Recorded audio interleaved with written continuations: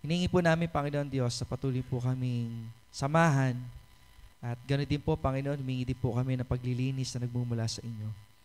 Patawarin niyo po kami, Panginoon, sa aming mga pagkakasala.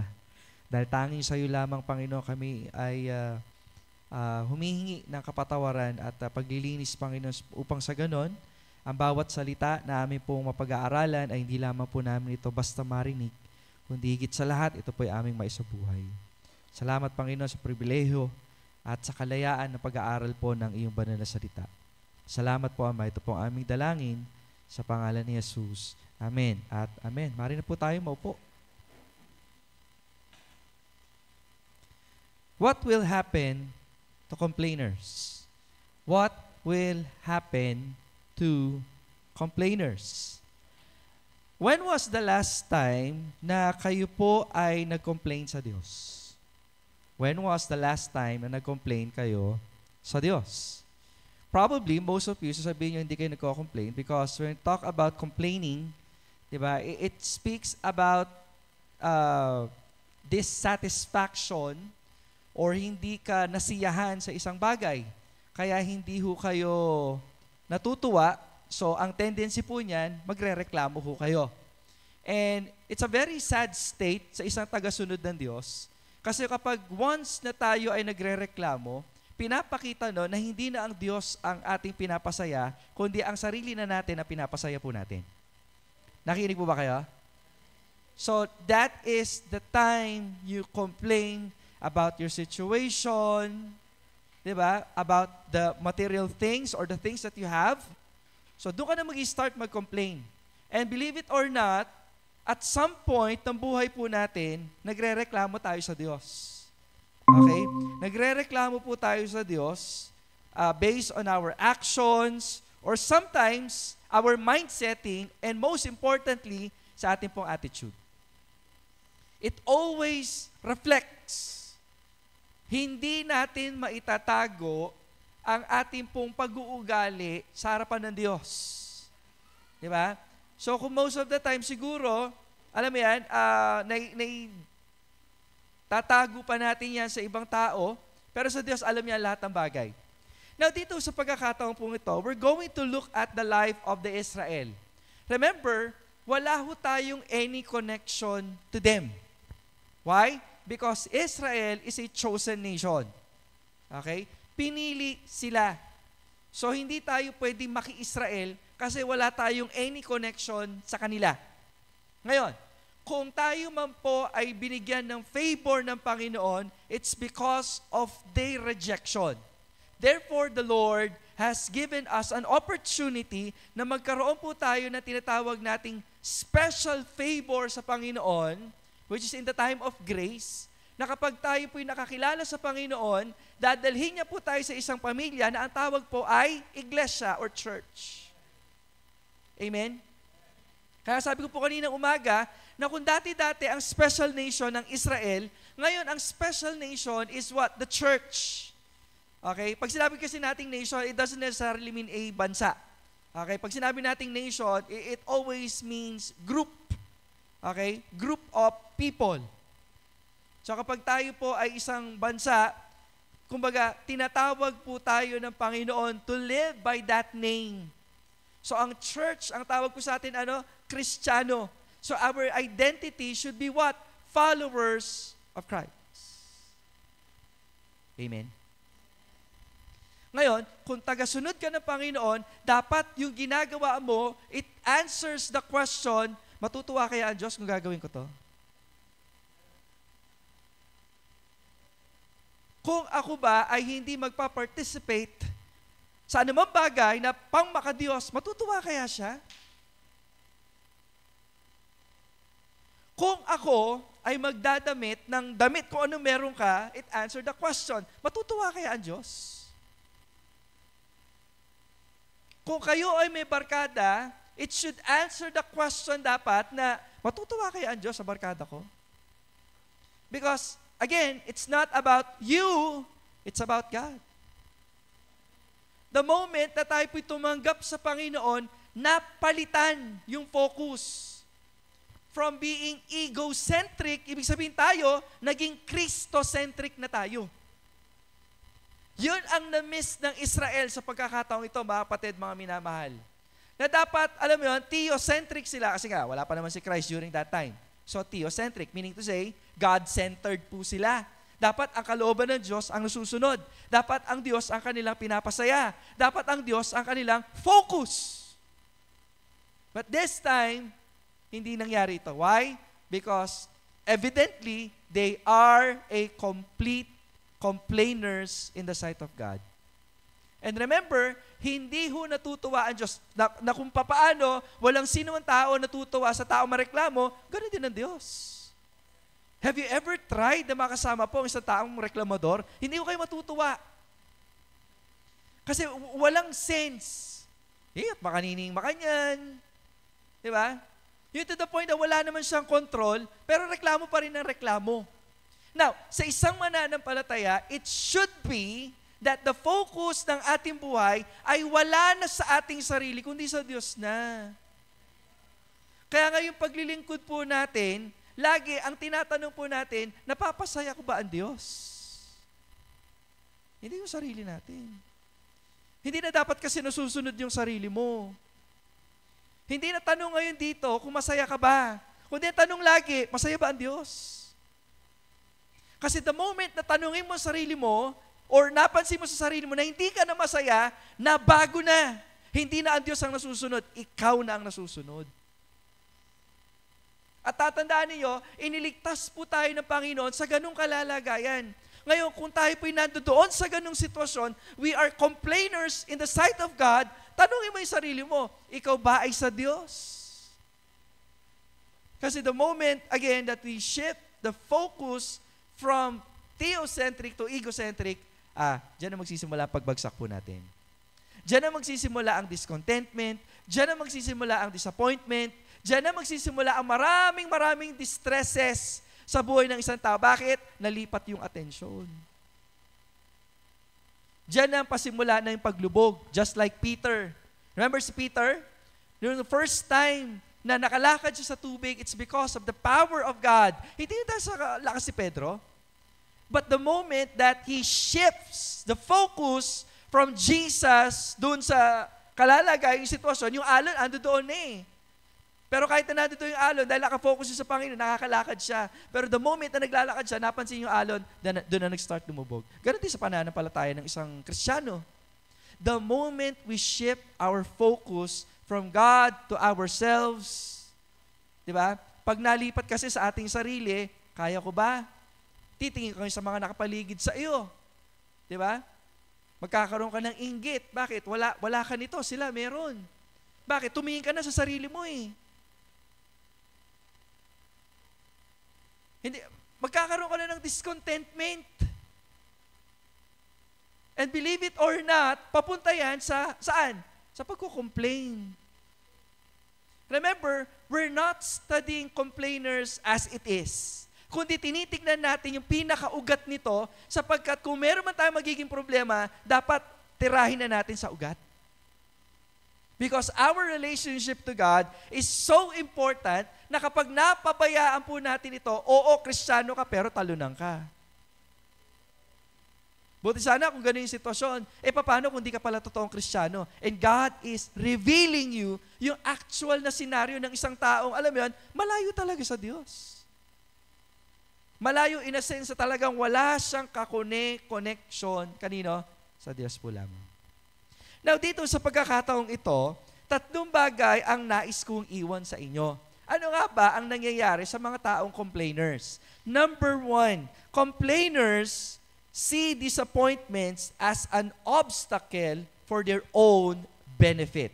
So number 1, complainers always see disappointments as an obstacle for their own benefit. Remember, kapag sinabi po nating disappointments, isa po itong sitwasyon sa buhay ng isang mananampalataya.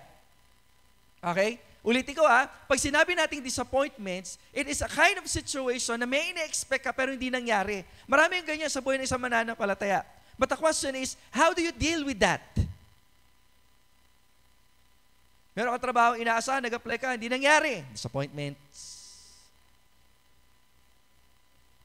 Meron kang course na gustong kunin, nag-exam ka, Hindi ka pumasa, disappointments. Meron ka kakulangan sa finances, may expect ang darating na kamag-anak galing abroad. Pagdating, walang ibinigay sa'yo, disappointments. There's a lot of disappointments in life. Harapin nyo na yan. Pero tatanda po natin mga kapatid, every situation ng buhay po natin ay kinakailangan nating maintindihan na ang mga bagay na ito ay hindi dapat maging hadlang, kundi maging oportunidad po ito para mas lalo tayo mapalapit sa Diyos. You see, when we talk about obstacles, ang dami din po nito. Actually, nagiging obstacle lang ang isang bagay kapag hindi mo tanggap ang sitwasyon na pinagdadaanan mo. And most of the obstacles that we have, that is man-made. Kayo lang ang may gawa.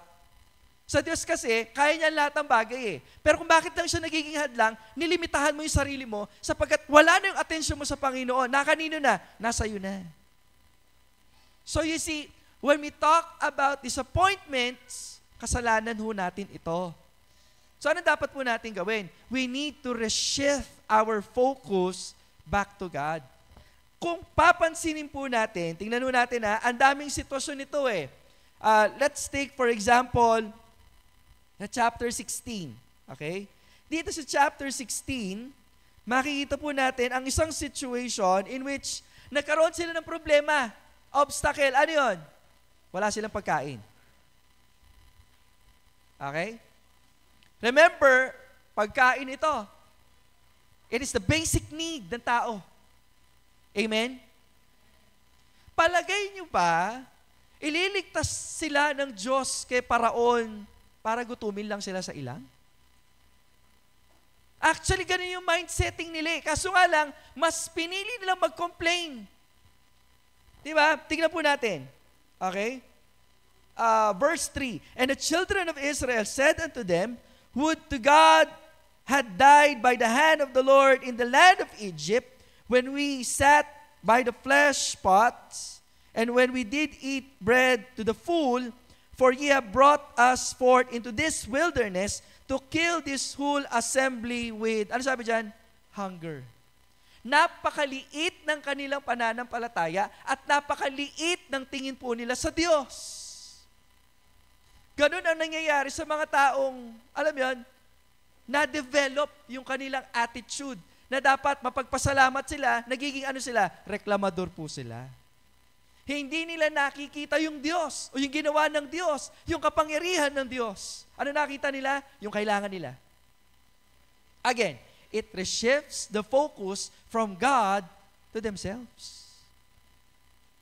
Or siguro mas magandang sabihin natin, nung una pa lang, hindi na talaga nag-shift ang focus nila sa Diyos. Kasi lagi ang tingin nila sa sarili nila ay yung kailangan nila, yung attention sa kanila, puro sa kanila. Diba? That's why egocentric po sila. Na dapat makikita po nila dito yung ginawa, yung kamay ng Diyos. It's an opportunity for them para mapalapit sila sa Panginoon. Kaso hindi ganun ang nangyari. Kumbaga, lagi nilang tanong, ano ba mapapala ko dyan?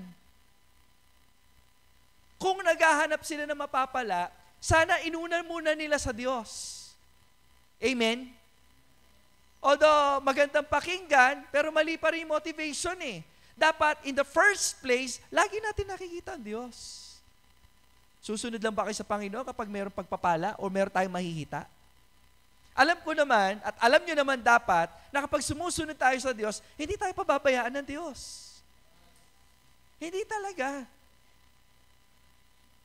Kung bakit tayo nagkakaroon ng kawalan sa ating buhay, yan ay tanda ng kakulangan sa pananampalataya. Oh, palitan ko. Yan ay tanda ng kakulangan or kawalan ng pananampalataya sa Diyos.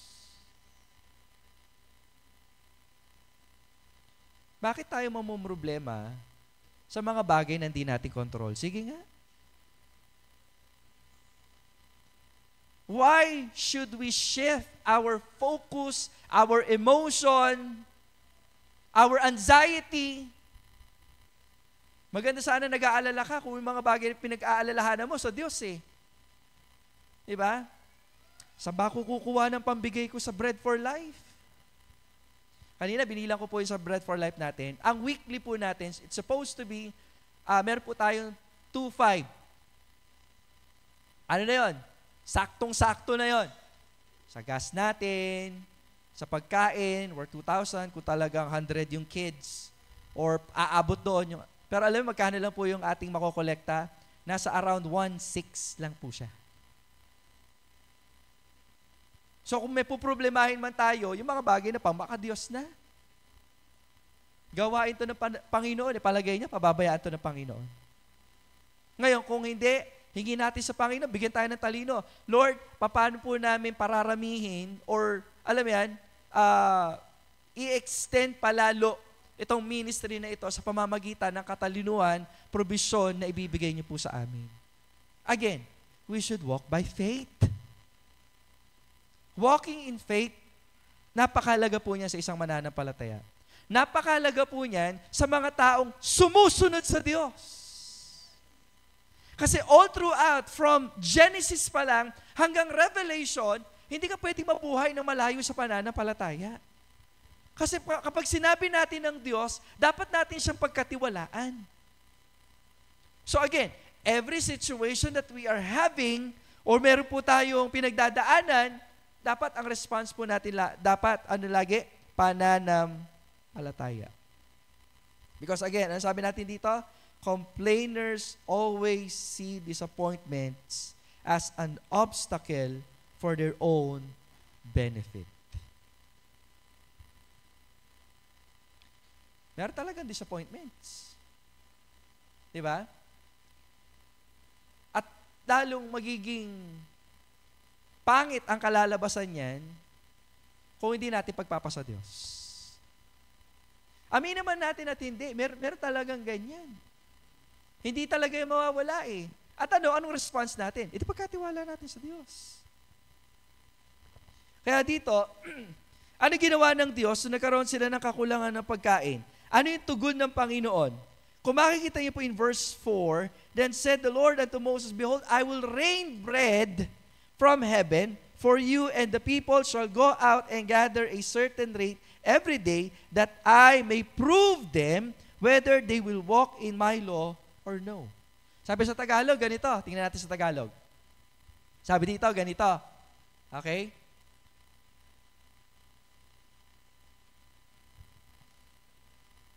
(16:4). Yan. Sinabi ni Yahweh kay Moises, pauulanan ko kayo ng tinapay mula sa langit, which is the manna. Remember that? So, ang sabi dyan, araw-araw, palalabasin mo ng bahay ang mga tao para mamulot ng kakainin nila sa maghapon. You have to understand kung gaano po kahalaga ito. Bago kayo magkaroon ng tinapay, pagtatrabahuan mo yan, tama? So, you must have flour. Tama? Meron kayong harina. Hindi ka lang basta kukuha ng harina. Kinakailangan, nagtanim ka, ginather mo yan, di ba? Tapos, ginawa mong powder yan para magkaroon ka ng flour. And then, pagkatapos nun, kinakailangan mong imasa yan, kinakailangan mong lagyan ng tubig, kinakailangan mong imasa-masa uli, tapos kinakailangan mong magpaapoy. Matrabaho ito. Pero ang sabi ng Panginoon, paano yung provision niya? Pauulanan ko kayo ng tinapay. Can you imagine that? Wala silang gagawin. Ano gagawin nila? Lalabas lang sila at mamumulot ng tinapay. Kita mo yung biyaya ng Panginoon. Pero alam nyo, sa isang taong reklamador, wala akong mabuti. Lagi may makikita at may makikita po siya. Kasi sabi ng Panginoon, what's the purpose? Sabi bandang hulihan, sa pamamagitan nito'y susubukin ko kung susunod sila sa aking mga tagubilin. Tinitingnan ng Diyos kung susunod ba sila o hindi. The very fact, the situation of the lack of bread, tinitingnan ng Panginoon eh. Ano magiging response natin? If our response to every situation that we have is always negative, pagpapakita yun ng kawalan ng pananampalataya. At kapag na-practice po natin yan, at na-practice po natin, ano mangyayari? Madidevelop po sa atin yung pagiging mareklamo. Diba? Actually, tatlo yan. Complainers, Sa isang tao na nagko-complain, nagki-criticize, and nagko-condemn. Magkakaparehas po halos yan, pero iba lang yung focus. When we talk about criticizing, it's either anything na ilalapag sa'yo, pero wala kang katuwaan. Lagi may masasabi ka. Complainers naman, any situation na ginawa ng paraan, pero wala. Para sa'yo, may nakikita ka pa rin pangit. A condemning spirit, it's the same. Ibig sabihin, meron tong halong paniningsi. Parang sa Israel, pinalabas sila ng Diyos, tapos sa bandang huli, ang sinasabi nila, buti pa, hindi na kami lumabas. Imagine mo yun. What kind of attitude, di ba, of a person, na isang taong hindi marunong magpasalamat sa Diyos. Ang isang taong hindi marunong magpasalamat, hindi mo magandang ugali. In fact, God is looking for those people na nagpapasalamat. Kalooban yun ng Diyos, tama? Giving thanks to God always, for this is the will of God. Kalooban ng Diyos. Complainers always see disappointments as an obstacle for their own benefit. Kung bakit sila nagreklamo, kasi lagi nga nakikita, ano ba yung kulang? O di naman kami naibigay, ay ot makanyan. And it's not a good attitude. Anong nangyayari sa mga taong ganito? Well, wala silang contentment. Pangalawa na kinakailangan natin tandaan, complainers always misses the opportunity to witness God's blessing. Complainers always misses the opportunity to witness God's blessing. Ano nga ba yung mga pagpapala ng Diyos? Okay? Ano itong mga bagay na ito? Sa 15:26, they miss what God can teach them. Okay? That's the kind of blessing. Kapag tayo tinuturuan ng Panginoon o tinuturuan kayo, lagi tandaan yan, pagpapala yan mula sa Diyos. Kung bakit ka tinuturuan, gusto ka mapabuti. Kung bakit ka tinuturuan, ayaw ka mapahamak. Kung bakit ka tinuturuan, gusto maging maayos ang iyong daan at hindi ka lamang paikot-ikot na tila wala kang patutunguhan. Yun ang kahalagaan ng pagtuturo. At yung taong ayaw ng tinuturuan, ayaw lumago, ayaw pagpalain, ayaw sumulong. So dito, kung mapapansin po natin, balik po tayo sa chapter 15, verse 24. And the people murmured against Moses, saying, "What shall we drink?" Yun yung sitwasyon nila. Okay? Pagkatapos po nilang pinalaya sa kamay ng mga Egyptian, nasa wilderness po sila, na dapat, alam mo yun, mag-celebrate po sila, even though there's no water, yun yung sitwasyon eh. Naisip ko tuloy, what if sa inyong mangyari ito? Instead that they focus on something that, alam mo yun, they should celebrate the goodness of God, ang inisip po nila yung discomfort. Sakit ata magpuri nung alandanom. Hello? Nakikinig po ba kayo? Sakit mag-soul winning, mapali. Sakit mag-giving, dakal kuhutang.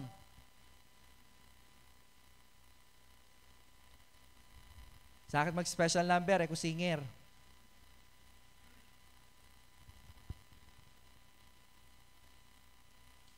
And every time we complain,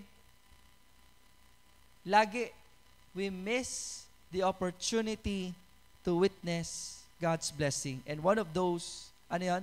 Pagtuturo ng Diyos. Not only teach, but also show. We miss the blessing, ano yan? Ng mga bagay na pwedeng ipakita ng Diyos.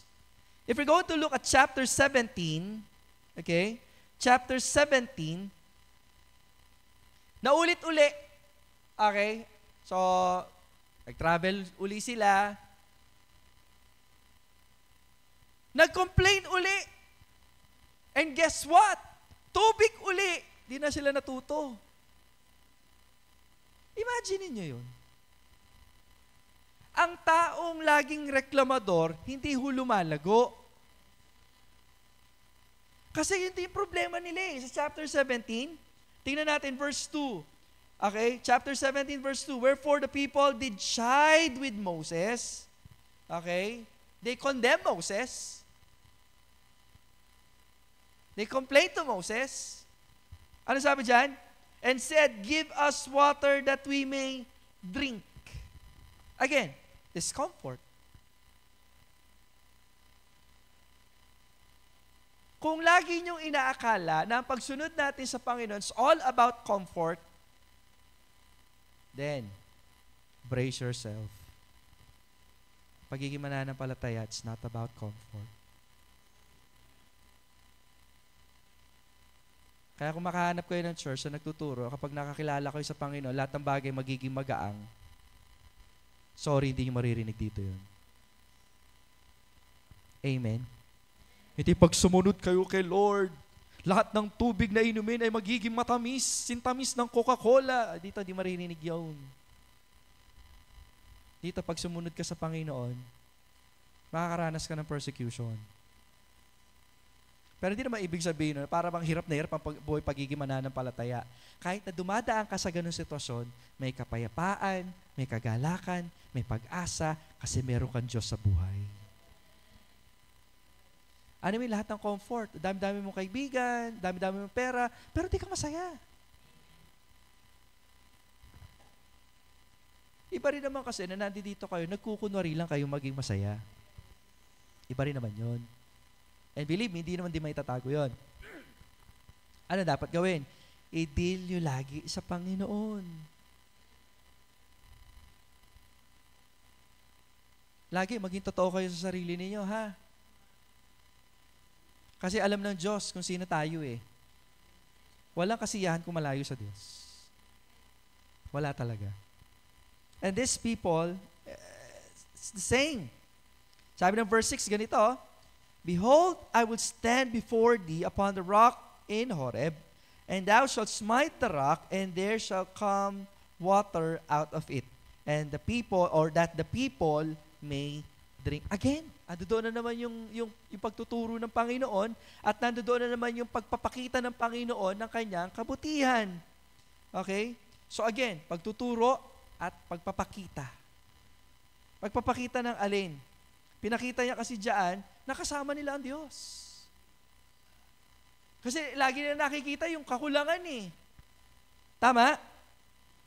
Tingnan natin sa verse 7. Sabi sa verse 7, ganito. Okay? Tingnan natin, sa may bandang huli yan. And he called the name of the place Massa and Meribah because of the chiding of the children of Israel. Grabe to, no? Naglagay sila ng isang lugar ng palatandaan, reklamador kayo. Diba? Hindi pa rin sila natuto. And because they tempted, ano sabi dyan? The Lord. Although they chide with Moses, remember, sino nga si Moses? Representative ng Diyos. Kumbaga, spokesperson lang siya. So kapag nagre-reklamo sila kay Moses, hindi naman talaga sila nagreklamo kay Moses. Nagreklamo sila sa Diyos. At anong sabi? Paano yung pagkakasabi? Ano sabi nila? Is the Lord among us or not? Imagine, tatanong nila yun. Pinalaya sila, pinainom sila, binigyan sila ng mana, tapos ngayon, pinainom sila uli, tapos tatanong nila, kasama nga ba talaga natin ng Diyos?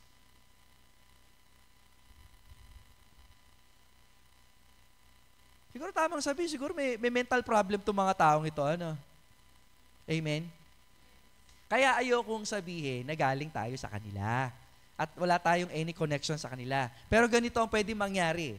It's either maging mas mabuti tayong tagasunod ng Diyos sa kanila, or kaparehas natin sila, or mas malala.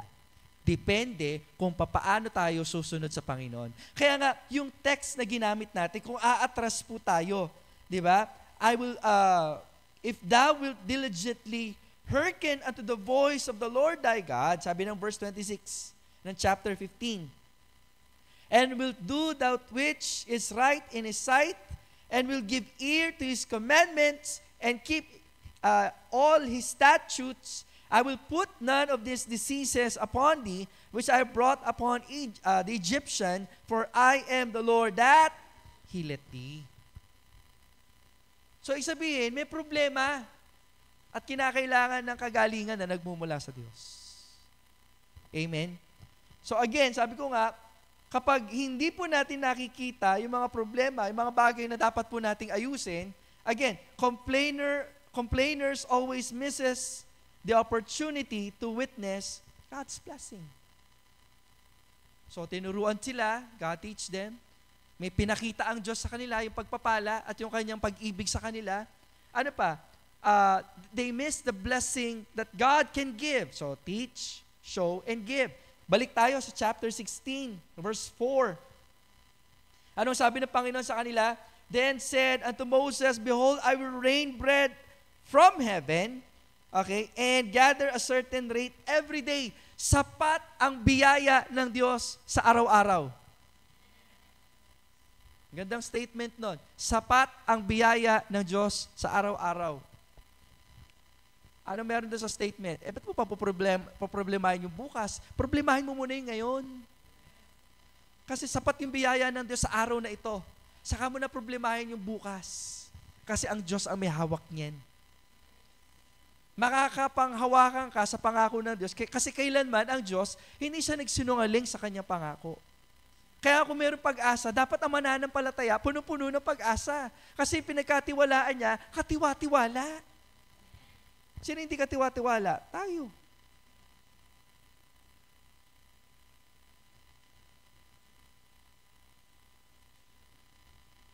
I will rain bread from heaven for you, ang sabi dyan, that I may prove them whether they will walk in my law or no. Yan ang sabi dyan, no? Madalas, sinusubukan tayo ng Panginoon, mga problema na pinagdadaan natin, pagsubok yan eh. So it's up to you kung susunod ka sa panuntunan ng Diyos o hindi. Pero kung sakasakali man na ang buhay mo ay na-develop instead yung mapagpasalamat, instead yung makontento ka sa buhay, kundi pag-questionin ng Diyos sa gagawin niya, to the point na nagko-complain ka na, hindi yung magandang kalalagayan yan. Why? Because you will miss the blessing or you will miss the opportunity to witness God's blessing. Ano yung mga blessing na to? May tuturo ang Diyos. Ano yung blessing na ito? May ipapakita ang Diyos. Ano yung blessing na ito? May ibibigay ang Diyos. Number 3 and last. Complainers always develop ungratefulness that will never help them grow in the process. Ang haba ng statement. Complainers always develop ungratefulness that will never help them grow in process or in the process. Tandaan ninyo, sa ayot sa gusto, talagang naglalakbay tayo dito. Ang tanong dito, ganito, sa paglakad po ba natin, sa pagpapatuloy natin sa mundo, may natututunan po ba tayo o wala? Lumalago ba tayo o hindi? Kung tayo ay madidevelop yung attitude ng pagiging complainers po natin, isa lamang ibig sabihin nun eh. Alam mo yan? Nagiging ingrato ka or hindi ka nagkakaroon ng tinatawag po nating mapagpasalamat na puso. If you will look at the life of the Israelites, eto lang to itong 15, 16, at 17. Right after nagpakita ng Panginoon ng isang napakadakilang bagay, instead na mapuno sila ng pagpapasalamat sa isang miracle na, alam mo yun, sige nga, what are the miracles nung pinalaya sila ng Panginoon sa Egyptian?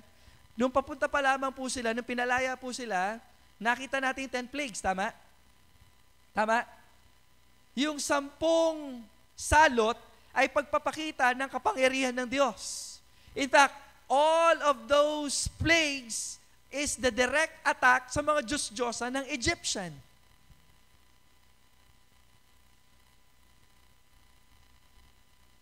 So as they, alam mo yan, go along in the wilderness, ano yung binigay ng Panginoon? Pillar of cloud tuwing umaga. Tapos pillar of fire sa gabi. Kasi hindi sila makakatagal. Hindi pa ako nakapunta sa Middle East. But as they, alam mo yan, told us or told me, alam mo yan, kapag mainit, sobrang init. Pag malamig, sobrang lamig. Pero ang Diyos, may ginawa siya. Hindi lamang yon. Nung naipit sila between sa wilderness and dun sa dagat, ano ginawa ng Diyos? Binuksan niya yung dagat. Hindi lamang basta pagbubukas ng dagat. The statement says, they walk on a dry land. Naisip ko, kaya may nga bubog ka ring shell deta, ne? Naisip ko yun. Wala bang pating, siguro, ano siya, naglakad, no? So parang wall of sea. Wala bang balyena doon? Diba? Anong dangers meron doon? Hindi lang kasi kagaya ng ilog yan na parang, alam mo yan, may malayo, so pwede na lumakad. Hindi ganun eh. We're talking about sea. Diba? Kasi pinahangin ng Diyos. So ngayon, di natin alam kung ano yung dramatic effect. Kasi ilang pwede nating maisip doon eh. Basta, alam mo yun, yung tubig, di ba, nahawi. Hinati ng Diyos. God divided it. So ano nangyari? Pagpapala yun mula sa Diyos. Ewan ko, no? Kapag makakita ako ng isang bagay na hindi ko pa nasasaksiyan, hindi ako makakaget over dun eh. Hindi lamang kasi yun basta nangyari out of the blue. It's very clear to them, naggawa yun ng Diyos. Kamay yun ng Diyos. Siguro habang nabubuhay ka, pagpapasalamat mo yun eh. Pero itong mga taong ito, alam yan, hindi nila na-develop yung pagpapasalamat. But rather, ano yung na-develop sa kanila? Ungratefulness. Naisip ko tuloy, may naririnig ako sa inyo.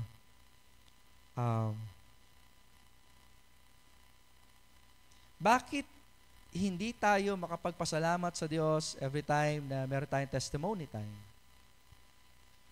Para kay Melissa ko yata narinig sa grupo ni Nate Maika, na samantalang araw-araw naman, sigurado may bagong pagpapala ang Diyos sa atin. Totoo kaya yun? Or naglolokohan lang tayo, baka naman hindi. Baka lang naman nagkakatipon tayo para magbulahan lang tayo, may masabi lang tayo sa Diyos. Palagay niyo. Is it true that God is worthy to be thanked? Karapat dapat siyang pasalamatan kasi may ginawa siya o naglolokohan lang tayo? Kasi kung talaga may ginagawa ang Diyos, walang anumang bagay ang pwede makapagpigil sa isang taong mapagpasalamat na pasalamatan niya ang mga bagay na ginagawa ng Diyos. Or baka katang-isip lang yan. Because if not, baka maging kagaya tayo ng Israel. Nakapag-develop po sila ng ungratefulness in their heart. So, ano po magiging epekto nito sa buhay ng isang mananampalataya? Simple lang, hindi matutuwa ang Diyos na pinaglilingkuran natin. Does it matter po ba kapag matuwa ang Diyos o hindi matuwa ang Diyos? Opo. Kasi kung talagang mahal natin ang Panginoon, again, ang sentro ng ating buhay, hindi na siya sa iyo. Hindi na kung ano yung dapat mong maramdaman, masaya ka man o hindi. Dapat ang isip natin, Lord, ano po ba yung pwede makapagpasaya sa iyo? Ngayon, kung ang pagpapasalamat, ang isang bagay na pwede makapagpasaya sa Diyos, bakit di natin binibigay? Amen? Yan ang hirap sa mga mananampalataya in the 21st century. Because they have developed egocentrism, okay? Lagi dapat masaya sila, dapat, alam mo yan, komportable sila, at hindi na ito nadidevelop yung tinatawag po nating ugali ng isang disciple. A disciple, meaning to say, siya po yung dinidevelop niya yung character nung taong sinusundan niya, which is the Lord Jesus Christ.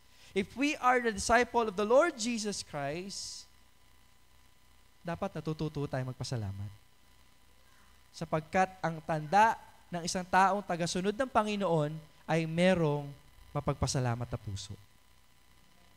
So, to close this message, tatanungin ko kayo, kamusta na ang paglakad natin sa Panginoon? Tinuturuan pa ba tayo ng Panginoon?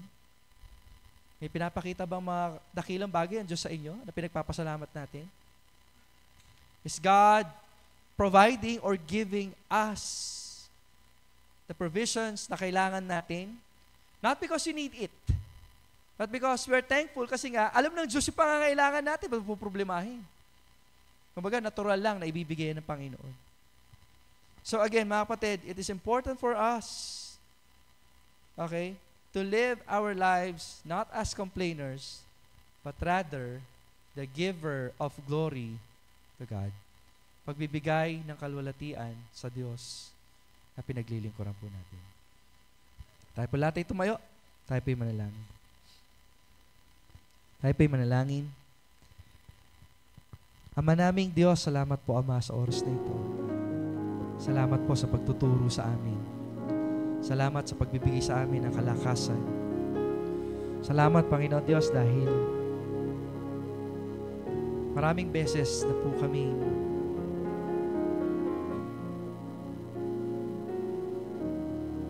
nagreklamo. Maraming beses na hindi po kami nakapagpasalamat. Mga bagay na hindi po kayo natutuwa. Hinihingi po, Panginoon Diyos, ngayong gabing ito, samahan niyo po kami. As we live our lives, oh God, hinihingi ko po na maging sensitibo po kami sa pangungusap po ninyo. At every time na meron po kami pagpapala, gaano man ito kaliit, pagpasalamat na po namin ito right away. And to remember it. And to share it to other people. Kasi Panginoon, you are worthy to be praised. You're worthy to be thanked, oh God, pasalamatan. Sapagkat lagi po kayo may ginagawa sa buhay po namin. Ang aming hininga, ang aming talino, ang aming kalusugan, isa po ito sa mga bagay na ibinigay niyo po sa amin na walang bayad at tuloy-tuloy. Kaya dapat po kami magpasalamat sa inyo. Other than these blessings, oh God, wala pong dahilan para hindi kami magpasalamat. Kaya muli, Panginoon Diyos, samahan niyo po kami. Sa aming po paglakad, makita po nawa namin. Karoon kami ng talino to discern, to remember all the things that you have done unto us, O God.